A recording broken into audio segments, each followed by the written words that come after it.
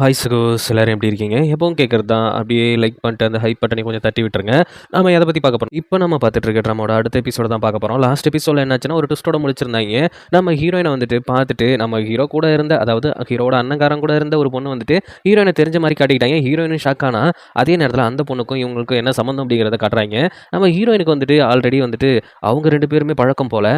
அவ தான் அப்படின்னு சொல்லிட்டு நம்ம ஹீரோ கிட்ட சொல்ல, அது எப்படி ப்ரூவ் பண்ணுவ? அப்படிங்கிற மாரி நம்ம ஹீரோ கொஞ்சம் டவுட்டோடயே நிக்க, ஆனா நம்ம ஹீரோயின் செம்மையா சமாளிக்கிறாங்க.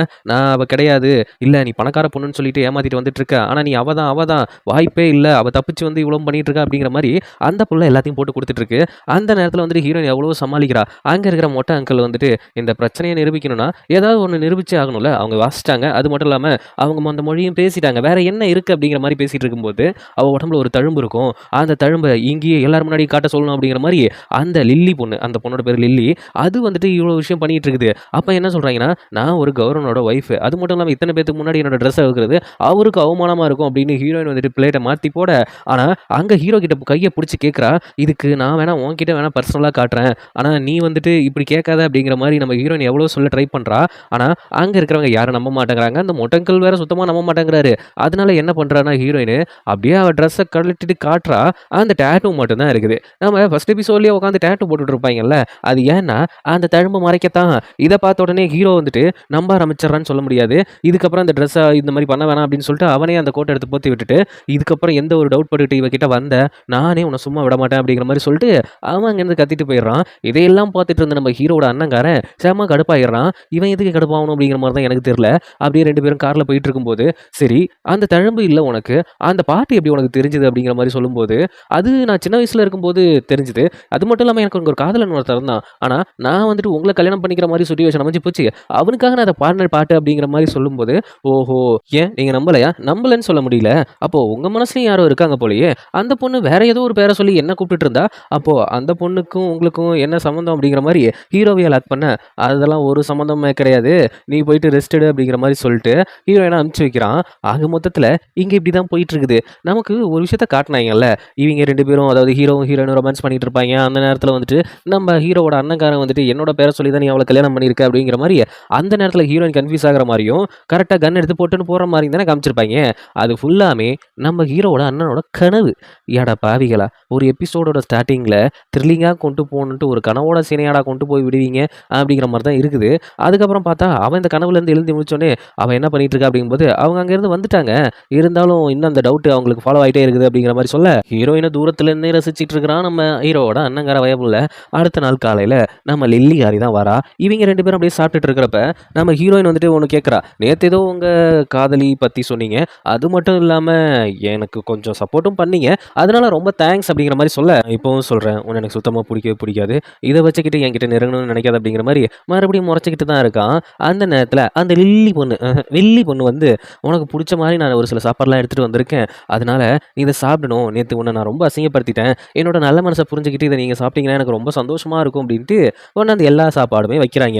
அப்படி எல்லா சாப்பாடுமே வைக்கும் பொழுது அதில் மீன் இருக்குது. மீன் வந்துட்டு நம்ம ஹீரோயினுக்கு வந்துட்டு அலர்ஜி டைப்பான மீன். அது எப்படி சொல்லணும்னா, இவங்க 2 பேரும் அதாவது நம்ம ஹீரோ கண்ணு தெரியாமல் இருந்தப்ப நம்ம ஹீரோயின் தானே பார்த்துட்டு இருந்திருப்பா.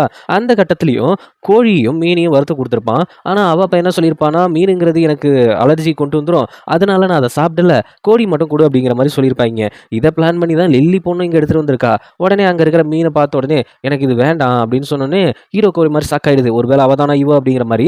ஆனால் அதுக்காக அவ சொல்கிற காரணம் என்ன இருக்குன்னா, எனக்கு இந்த முள்ளெல்லாம் எடுத்து எடுத்து சாப்பிட்றதுக்கு கொஞ்சம் டைம் எடுக்கும்ல, அதனால கொஞ்சம் கடுப்பாகும், மற்றபடி எனக்கு மீனை பிடிக்கும் அப்படிங்கிற மாதிரி சொல்லும்போது, அப்போ நீ சாப்பிட்ருக்கனா தாராளமாக சாப்பிடலாமே அப்படிங்கிற மாதிரி சொல்ல, அவளும் சரி இவ்வளோ கம்பல் பண்ணுறீங்க 2 பேரும், சாப்பிடாம இருந்தால் நல்லாவா இருக்கும், உங்களோட மனசு கஷ்டப்படும்ல, நான் சாப்பிட்றேன் அப்படின்னு சொல்லிட்டு மீனை எடுத்து எடுத்து சாப்பிடும்போது, இதுக்கு வாய்ப்பே இல்லை அப்படின்ட்டு லில்லி காண்டாகி வயிற்றுச்சலில் கத்திட்டு இருக்குது. ஆனால் ஹீரோவுக்கு புரிஞ்சு போச்சு அவ இல்லை அப்படின்ட்டு. ஏன்னா அவள் கொஞ்சம் நஞ்சமாக சாப்பிடல, ஏதோ நேற்று தான் மீனை பார்த்தவ மாதிரியும் அப்படியே பொறிச்சு வச்சு நல்லா வாசனை கமகமான அடித்த மாதிரியும் போட்டு வெளுன்னு வெளுத்துட்டு இருக்கா. சான்ஸே கிடையாது. அப்படியே நாசுக்கா அப்படி கழுத்தோரமாக பார்க்கும்போது எந்த ஒரு அலர்ஜியுமே ஏற்படலை.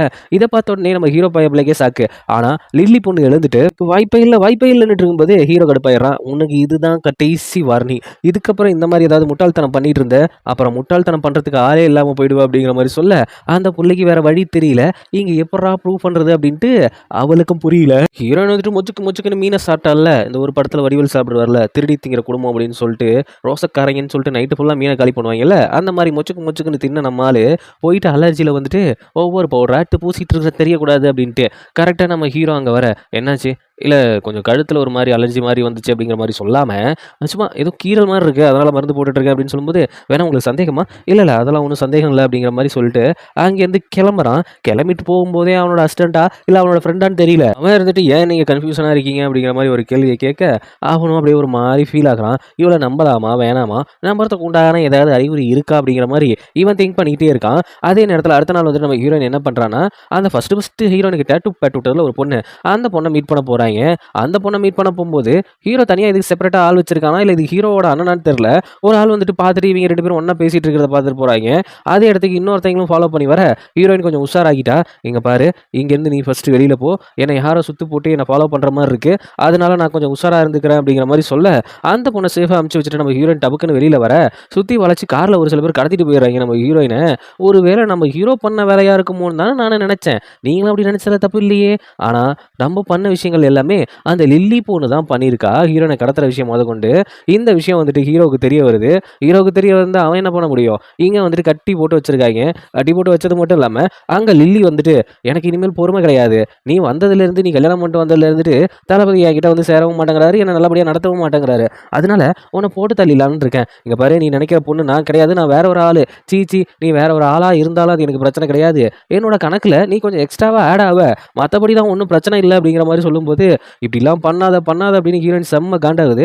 சரி அவளை பார்த்து பக்குவமாக முடிச்சிருங்க, நான் இங்கேருந்து கிளம்புறேன் அப்படிங்கிற மாதிரி சொல்லிட்டு அது கேட் வாக்கில் கேட்டு போன மாதிரி போக இங்கே பார்த்தா ஹீரோயின் வந்துட்டு மைண்ட் வாஷ் பண்ண ஆரம்பிக்கிறாங்க இருக்கிற காவலர்கள் எல்லாத்தையுமே. அவள் கொடுத்ததை விட பணம் உங்களுக்கு நான் அதிகமாக கொடுக்குறேன், தயவு செய்து என்னை விட்டுருங்க, என்னோட ஹஸ்பண்ட் வந்துட்டு கணவர் இங்கே வந்தாருன்னா உங்களெல்லாம் சும்மா விட மாட்டாங்க. சரி, இந்த இடத்த அவன் ஃபஸ்ட்டு கண்டுபிடிக்கணும்ல, அதுக்கப்புறம் தான் நான் காப்பாற்ற முடியும் அப்படிங்கிற மாதிரி சொல்லிட்டு எனக்கு நீங்கள் எவ்வளோ பணம் கொடுத்தாலும் இந்த மாதிரி ஒரு அழகான பொண்ணு கிடைக்க மாட்டாங்க என் சகோதரருக்கு அப்படின்னு சொல்லி எல்லாருமே அவளை அப்யூஸ் பண்ண வராங்க. இது ஹீரோனுக்கு ஒரு மாதிரி கட்டுப்பாகுது, கத்த ஆரம்பிச்சிடறா. அதே நேரத்தில் லில்லி பொண்ணு எங்கே போயிருக்கா அப்படின்னா நம்ம ஹீரோவை பார்க்க போயிருக்கா. ஆனால் அங்கே இருக்கிறது ஹீரோட அண்ணன் தானே. என்ன பார்த்து உன்னை ரொம்ப நாள் ஆச்சு, அது மட்டும் இல்லாமல் இப்போல்லாம் மனைவி வந்ததுலேருந்து எனக்கு கண்டுக்கிறது இல்லை அப்படிங்கும்போது சொல்லும்போது அவன் ஏதோ காஜி மூடில் இருந்திருப்பான் போல. உடனே அவங்க 2 பேரும் அங்கே ரொமான்ஸை ஸ்டார்ட் பண்ணுறாங்க. இங்கே பார்த்தா ஹீரோயின் என்னென்னமோ பண்ணி பார்க்குறான், ஆனால் ஒன்றும் செய்ய மாட்டேங்கிறாங்க. இவங்களை போட்டு தள்ளணும் அப்படிங்கிற மைண்ட் செட்லேயே இருக்காங்க. அதுவும் சாதாரணமாக கிடையாது, அப்யூஸ் பண்ணிட்டு போட்டு தள்ளணும் அப்படிங்கிற மைண்ட் செட்டில் இருக்கிறப்ப கரெக்டாக கதை உடச்சிட்டு நம்ம ஹீரோ வந்துட்டு அங்கே இருக்கிறவங்க எல்லாத்தையும் அடிச்சு போட ஆரம்பிக்கிறான். அவங்களும் கவர்னர்லாம் பயப்படவே கிடையாது. அவங்களும் வெளுக்க இவனும் விழுந்துகிட்டு இருக்கிறான், திரும்பி எழுந்து அடிச்சுக்கிட்டே இருக்கிறான். ஒரு கட்டத்துக்கு மேலே எல்லாத்தையும் அடிச்சு போட்டுறான். அதே நேரம் அங்கே கட் பண்ணி பார்த்தா லில்லியும் ஹீரோட அண்ணனும் கொஞ்சம் ஜாலியாக இருந்துட்டு சரி நான் கிளம்புறேன், அது மட்டும் இல்லாமல் இனிமேல் உங்களோட காதல் எனக்காக மட்டுமே இருக்கும், வேற எவ்வளோக்காகவும் மாறாது அப்படின்னு சொல்லும்போது தான் என்ன 7.5 பண்ணி வச்ச, அது மட்டும் இல்லாமல் அன்றைக்கி உங்கள் பொண்டாட்டியை பார்த்தனே அப்படிங்கிற மாதிரி சொல்லும்போது அப்போ தான் இவனுக்கு தெரியுது, ஓஹோ இவள் வெளியில் வந்துட்டு நம்மளை மீட் பண்ணியிருக்கா, அது மட்டும் இல்லாமல் அதை ஆன்னு நினச்சி பேசிகிட்டு இருக்கா, இவளுக்கு ஏதோ பொறாமல் வந்திருக்கு போல அப்படிங்கிற மாதிரி யோசிச்சுட்டு இருக்கிறப்ப இப்போது நான் அவளுக்கு ஒரு முடிவு கட்டிட்டு தான் வந்திருக்கேன் அப்படிங்கிற மாதிரி இந்த பிள்ளை வாயை விட்டோன்னே அவன் செம்ம கடுப்பாயிட்டு உனக்கு உன் உயிர் வேணுமா இல்லை அப்படிங்கிற மாதிரி சொல்லும்போது அந்த இடம் எங்கே இருக்குது அப்படிங்கிற மாதிரி லில்லி கிட்ட கேட்டு அவளை கொன்னானா என்ன அப்படிங்கிறது தெரியல, ஆனால் இந்தளவுக்கு சைக்கோவாக இருப்பான் அப்படின்னு நான் நினைக்கவே இல்லை. அங்கே பார்த்தா எல்லாத்தையுமே அடித்து போட நம்ம ஹீரோ மேலே கொஞ்சம் சாஃப்ட் கார்னர் வருது.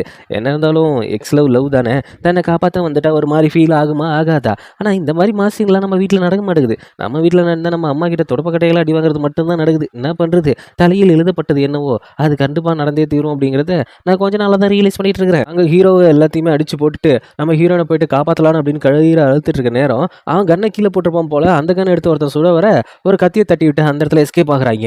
ஆக மொத்தத்தில் எஸ்கேப் ஆகிறது மட்டும் இல்லை, அவன் சுட்ட குண்டு கரெக்டாக நம்ம ஹீரோ மேலே தான் படம் வந்திருக்கும். அந்த நேரத்தில் ஹீரோயின் குறுக்க உள்ள போகிற ஹீரோ மடக்கி அவன் மேலே எதுவுமே படக்கூடாதுன்னுட்டு அவனோட கையில் குண்டு வாங்கிக்க இவங்க 2 பேரும் வெளியில் போகும்போது ஹீரோட ஆர்மிலாம் வந்துருது. ஆனால் ஒரு குண்டு போட்டதில் அதிர்ச்சியாகி அப்படியே மயக்கமாகிட்டான். இப்போ நம்ம ஹீரோ வந்துட்டு ஹாஸ்பிட்டலில் தான் வச்சிருக்காங்க. பிரச்சனை எதுவுமே கிடையாது, பக்கத்துலேருந்து நீங்கள் பார்த்துக்கிட்டா போதும் அப்படிங்கிற மாதிரி சொல்ல இந்த விஷயங்கள் எல்லாமே நம்ம ஹீரோட அண்ணன் காதுக்கு போகுது. உடனே அவன் எட்டி பார்க்குறான், இவங்க 2 பேரும் அக்கறையாக இருக்கிறதையும் நம்ம ஹீரோயின் வந்துட்டு நம்ம ஹீரோட தம்பிக்கு, அவன் இல்லைன்னே சொல்லிப்போங்க, வில்லனோட தம்பிக்கு வந்துட்டு இப்படி பணிவிட செஞ்சுட்டு இருக்கிறது அவனுக்கு சுத்தமாக பிடிக்கல.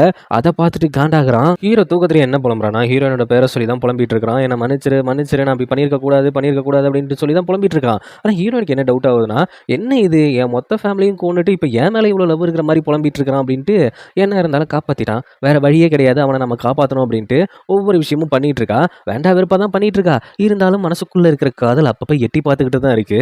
அதுவும் அவன் புலம்புறதும், அதுவும் இவள நினைச்சு புலம்புறதும் அப்படியே அவளுக்கு கொஞ்சம் சந்தோஷமா இருக்கு போல. ஆனா உண்மையிலேயே பொண்ணுங்களுக்கு இந்த சண்டைன்னு வந்துட்டாலும் சரி, இல்ல வேற ஏதாவது பிரச்சனைன்னு வந்துட்டாலும் சரி, பசங்க புலம்புறத அப்படியே உட்காந்து உள்ளுக்குள்ள ரசிப்பாங்கன்னு நினைக்கிறேன். எனக்கு தெரிஞ்சு அப்படிதான் என் பர்சனல் லைஃப்லயும் நடந்துட்டு இருக்குது. அதனால அப்படி சொல்றேன். அவ உடம்புல பட்ட காயங்களோட கூட பார்த்துக்காம, அவனுக்கே எல்லாத்தையும் பார்த்துட்டு இருக்கா. அந்த நேரத்தில வந்துட்டு ஒரு மருந்த ஆற வச்சு குடுக்கணும் போல. அதுக்காக ஹீட் பண்ணி அத விசிறி மட்ட போட்டு விசிறிட்டு இருக்கிற நேரத்தில, கரெக்ட்டா பொசுக்குன்னு வந்துட்டு பின்னாடி யாரோ கட்டி பிடிக்கிறாய்ங்க. வேற யாரு? நம்ம ஹீரோவோட அண்ணன் தான். கட்டி பிடிச்சோனே, "நீ எப்படி ரெக்கவர் ஆன? நீ எப்படி இங்க வந்த?" அப்படின்னு சொல்லும்போது, "எனக்கு ஒண்ணுமே ஆகல. பாரேன் எந்த ஒரு தழும்பும் இல்ல, எந்த ஒரு குண்டடியும் இல்ல. எனக்கு ஒண்ணுமே ஆகல." அப்படின்னு சொல்லும்போது, "ஆமா உனக்கு ஒண்ணுமே ஆகல தான். அது எப்படி சாத்தியமாகும்? ஃபீவர் எதுவுமே இல்லையே." அப்படிங்கிற மாரி சொல்லும்போது, அவன் வந்துட்டு எப்படியாவது ஹீரோயின் கூட ரொமான்ஸ் பண்ணணுமே பார்த்துட்டு இருக்காய்ங்க. சரி அப்படின்ட்டு அவ செம்ம கடுப்பாயிட்டு, இந்த நிலைமையில நான் பண்றதுக்கு விருப்பப்படல. அப்படி மீறி பண்ணா என் நிலைமை வேற மாரி இருக்கும் அப்படின்ட்டு, அங்க கொதிச்சிட்டு இருக்க தண்ணிய பார்த்தோனே அவனுக்கு புரிஞ்சு போச்சு. இவள கரெக்ட் பண்றது அவ்வளோ சாதாரண விஷயம் இல்ல அப்படின்னு சொல்லிட்டு, அவன் அங்கேருந்து கிளம்ப, அவளும் அந்த மருந்து எடுத்துட்டு சரி போய் பார்ப்போமே அப்படின்னு பார்த்தா, அங்க பையன் தூங்கிட்டு இருக்கான். இது எப்படி சாத்தியம்? இது எப்படி? இங்க அந்த காயத்தோடையும், ஃபீவரோடையும் இங்க படுத்து கிடக்குற, அதே கொஞ்ச நேரத்துக்கு முன்னாடி வந்துட்டு என்ன இங்க கட்டி புடிச்சது யாரு? அப்படிங்கிற மாரி ஒரு பெரிய குழப்பத்துல இருக்கும்பொழுது, அவளுக்கு என்ன பண்ணும்? அப்படியே கொஞ்சம் கொஞ்சமா அவன பார்த்துக்க ஆரம்பிக்கிறா. அவனோட உடம்பு கொஞ்சம் கொஞ்சமா ரெக்கவர் ஆகுது. சொல்லப்போனா, இவங்களையே சுத்தமா இவங்களுக்கு புடிக்கல. ஏன்னா, அவனையே கொல்ல வந்துட்டு அவனுக்கே இப்ப பணிவிட பண்ணிட்டு இருக்காய்ங்கல்ல. அதனால சுத்தமா புடிக்கவே இல்ல. அந்த நேரத்தில ஹீரோயின் வந்துட்டு, அப்படியே அவர் டயர்ட் ஆயி படுத்திருக்கும்போது சோஃபால, நம்ம ஹீரோ பையப்புல கொஞ்சம் நார்மல் ஆயிட்டான் போல. அவன் அங்க இருந்துட்டு வெளியில வரும்பொழுது, அப்பதான் ஒரு விஷயத்த பார்க்குறாய்ங்க. நம்ம ஹீரோயின் வந்துட்டு குண்டடியிலருந்து தப்பிச்சிருப்பாய்ங்கல்ல ஒரு ஜேடுனால, அந்த ஜேட எப்பவுமே பாக்ஸ்குள்ள வச்சு பார்த்துக்கிட்டே இருப்பாய்ங்க. தன்னோட கஷ்டமான நிலையிலயும், தன்னோட சந்தோஷமான நிலையிலயும். அப்படி அத பார்க்கறதுக்காக பாக்ஸ் பண்ணி வச்சிருந்திருப்பா. இத போயிட்டு பார்த்த உடனே ஹீரோவுக்கு தெரிஞ்சு போச்சு. வந்திருக்கிறது ஹீரோயின் தான். நம்மளோட ஆள் தான். ஆனா இவ ஏன் இப்படி மறைக்கிறா அப்படிங்கிறது தெரியல அப்படிங்கிற மாரி, அவன் கொஞ்சம் தெளிவாவும் கன்ஃப்யூஷனோடயும் உட்காந்துட்டு இருக்கிறான். அப்பதான் ஒரு விஷயத்த காமிக்கிறாங்க. என்ன அப்படின்னா, ஹீரோயினும் ஹீரோவும் எப்படி ஒண்ணானாங்க. அந்த கண்ணு தெரியாத நேரத்துலலாம் இவங்க டைம் ஸ்பெண்ட் பண்ணத காமிச்சிருப்பாங்கல்ல. அதெல்லாம் என்ன அப்படிங்கிற விஷயத்த காமிக்கிறாங்க. என்னன்னா, இவன் ஏதோ ஒரு டீம கொல்ல போயிருக்கான். அங்க இருக்கிறவங்க எல்லாத்தையும் வெட்டி சாய்ச்சிருக்கான். அந்த நேரத்துல இவனுக்கும் ஏதோ கண்ணுல அடிபட்டுச்சா என்னன்னு தெரியல. கண் பார்வை இல்லாம அங்க வரப்போற ஆளெல்லாம் வெட்டி குத்திருவேன் அப்படிங்கிற மாரி தான் பண்ணிட்டு இருக்கான். அந்த இடத்துக்கு நம்ம ஹீரோயின் வரும்போது, அவள என்ன நினைச்சிடறான், நம்மளோட எதிரி போல அப்படின்னு நினைச்சு அவள வெட்டலான்னு போகிறப்ப, ஐயய்யோ! இவன யார் அனுப்புனா அப்படிங்கிற மாரி ஹீரோ கேட்கறான். என்ன யாரையுமே அனுப்பலப்பா. நானே தான் இந்த லைனுக்கு வந்தேன். பார்த்தா இங்க எல்லாமே செத்து கிடக்குறாய்ங்க அப்படின்னு சொல்லும்போது, சரி, சரி அப்ப இங்கேருந்து கிளம்பு இல்லன்னா நானே உன்ன கொன்றுவேன் அப்படின்னு சொல்லும்போது, இல்ல, இல்ல எனக்கு தெரிஞ்சு நான் மருத்துவம் படிச்சுட்டு இருக்கேன். எனக்கு ஒரு சில விஷயம்லாம் தெரியும். நான் வேணா உனக்கு ட்ரீட்மெண்ட் பண்றேன் அப்படிங்கிற மாரி சொல்லும்போது, அதெல்லாம் ஒண்ணுமே தேவையில்ல அப்படிங்கிற மாரி கத்திய கீழ போட்டுட்டு, கத்தி மட்டும் தான் கீழ விழுந்துச்சுன்னு நெனச்சா, அந்த பயப்புலயும் மயக்கம் போட்டு விழுந்துடுறான். இப்ப ஹீரோயினுக்கு என்ன பண்ண முடியும்? ஏன்னா அவ மருத்துவம் தான் படிச்சுட்டு இருக்கா. அதனால ஹீரோவ கொண்டு போயிட்டு, அவனோட கண்ணுக்கெல்லாம் கட்டு போட்டுட்டு, அவ காயத்துக்கெல்லாம் மருந்து போட்டுட்டு இருக்கும்போது, அப்படியே நைஸா அவங்க வந்துட்டு ரெக்கவர் ஆக ஆரம்பிக்கிறாங்க. அந்த நேரத்துல ஹீரோயின் கரெக்ட்டா சொல்லிடுறா. என்னன்னா, இந்த பிரச்சனை வந்துட்டு உனக்கு லைஃப் லாங் இருக்க போற பிரச்சனை கிடையாது. கொஞ்சம் கொஞ்சமா அது இந்த பிரச்சனை சரியாக சரியாக உன்னோட கண்ணும் தெரியாயிடும் அப்படிங்கிற மாரி சொல்லிட்டு, இவங்க 2 பேத்துக்குள்ள அப்படியே ஒரு மாரி போயிட்டு இருக்குது. ஏன்னா ஹீரோவையும் புடிச்சு போச்சு. அதே நேரத்துல நமக்காக ஒரு பொண்ணு இந்த அளவுக்கு ரிஸ்க் எடுக்குறாளே அப்படின்ட்டு அவனுக்கும் அதுல சந்தோஷம் தான். இப்படியே கொஞ்ச நாள் வந்துட்டு இவங்களோட ரிலேஷன்ஷிப் அப்படியே போயிட்டே இருக்குது. அப்படி போயிட்டு இருக்கும்பொழுது என்ன ஆகுது அப்படின்னா, உடனே இருந்துட்டு அவ என்ன சொல்றான்னா, "இங்க பாரு உனக்காக நான் பெரிய பழங்கள்லாம் போயிட்டு நான் சிட்டிக்குள்ள போயிட்டு வாங்கிட்டு வரேன். அதுவரைக்கும் நீ கொஞ்சம் பத்திரமா இரு. யாரோட கண்ணுலயும் பட்டுறாத" அப்படிங்கிற மாரி சொல்லிட்டு ஹீரோன்னு சொல்லிட்டு கிளம்புறா. ஆனா அங்க வர்றது யாருன்னு பார்த்தா நம்ம ஹீரோட அசிஸ்டன்ட் பைபிள் ஒருத்தன் வந்து, "எப்படி நீங்க உயிரோட தான் இருக்கீங்களா?" அப்படிங்கிற மாரி, "இங்க யார் உங்களுக்கு ட்ரீட்மெண்ட் என்ன நடந்துச்சு?" அப்படிங்கிற மாரி சொல்ல, அவன் இந்த விஷயங்கள் எல்லாத்தையும் சொல்லிட்டு இருக்கான். எல்லாம் ஓகே தானே, எந்த ஒரு பிரச்சனையுமே இல்லல்ல. வெளியிலலாம் யாரும் நமக்கு துரோகம் பண்றவங்க இல்லையே அப்படிங்கிற மாரி சொல்லும்போது, அவன் வந்துட்டு, "இல்ல ஒரு பிரச்சனை இருக்கு. உங்க அம்மா இறந்துட்டாங்க." அப்படிங்கிற மாரி விஷயத்த சொல்ல, அவன் நேரா போயிட்டு, "எங்க அம்மாவுக்கு தான் நான் நெறைய ட்ரீட்மெண்ட்டுக்கான காசுலாம் அனுப்பிச்சு வச்சேன். அது எப்படி இப்படி மாறுச்சு? ஏன் அவங்க ட்ரீட்மெண்ட் எதுவுமே எடுத்துக்கல?" அப்படிங்கிற மாரி சொல்லும்போது தான் சொல்றாய்ங்க, என்னன்னா இவிங்க ஊழல் பண்ண விஷயம், இவிங்கள மட்டும் பாதிக்கல, நாட்டு மக்கள மட்டும் பாதிக்கல. நம்ம ஹீரோவோட அம்மாவையும் பாதிச்சிருக்கு. அதனால தான் இந்த நிலைமைக்கு அவங்க தள்ளப்பட்டாங்க அப்படிங்கிற மாரி விஷயத்த சொல்ல, உடனே கண்ணு கட்ட அவுத்தவன், எந்த குடும்பம், யாரு, என்ன, அவங்க யாரு, எதுக்காக இப்படி பண்ணாங்க அப்படின்ட்டு கொலவெறியோட கிளம்புறான். தான் அம்மாவுக்கு சாவுக்கு காரணமாங்கள பழி வாங்குறதுக்காக. அங்க கட் பண்ணி இப்ப மறுபடியும் பிரசன்ட்ல காமிக்கிறாங்க. அவனுக்கு தெரிஞ்சு போச்சு இது நம்ம ஹீரோயின் தான் அப்படின்ட்டு, அவன் உடனே வந்துட்டு இதுக்கு கோவமும் படாம, அப்ப என்ன பழி வாங்குறதுக்காக தான் நீ இவ்வளோ தூரம் வந்திருக்கியா? அது ஒண்ணும் பெரிய விஷயம்லாம் இல்ல. ஏன்னா நான் உனக்கு அந்த அளவுக்கு துரோகம் பண்ணியிருக்கேன் தான் அப்படின்னு சொல்லிட்டு, அவளோட முடியெல்லாம் விலக்கி விட்டுட்டு, அவ கை கால்ல இருக்கிற காயத்துக்கெல்லாம் மருந்து போட்டுக்கிட்டு, அப்படியே அந்த ஜேடு உடைஞ்ச ஜேடு இருக்குல்ல, தான் வந்து எடுத்து பார்த்ததான்னு தெரியக்கூடாத அளவுக்கு, அத அப்படியே மறுபடியும் பழைய மாரி வச்சுட்டு, அவள அப்படியே அக்கறையா பார்த்துட்டு, அதோட இந்த எபிசோடு முடியுது. இந்த டிராமா உங்களுக்கு எப்படிப்பட்ட ஃபீல கொடுத்துச்சு அப்படிங்கறத கண்டிப்பா கமெண்ட்ல சொல்லுங்க. சொல்ற ஃபீட்பேக்கை வச்சு அதுக்கப்புறம் நீங்க கொடுக்குற ரெஸ்பான்ஸை வச்சு தான் இந்த மாதிரி டிராமாவை பிக் பண்ணலாமா இல்ல பழைய வந்து நம்ம ஹிஸ்டாரிக்கலாவே போகலாமா அப்படிங்கிறத நான் அதை சூஸ் பண்ண முடியும். என்னோட வீடியோ உங்களுக்கு பிடிச்சிருந்தா லைக் பண்ணுங்க, ஷேர் பண்ணுங்க, சப்ஸ்கிரைப் பண்ணுங்க. நோட்டிஃபிகேஷன் பில் பட்டனா மறக்காம கிளிக் பண்ணுங்க சகோஸ்.